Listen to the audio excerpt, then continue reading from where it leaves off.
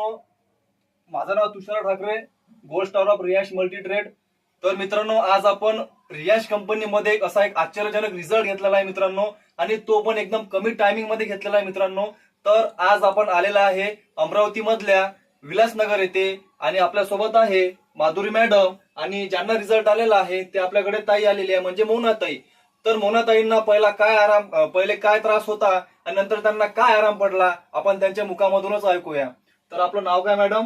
नमस्कार सर, माझं नाव आहे मोना भुसाटे आणि मी राहते अमरावती विलासनगर मध्ये.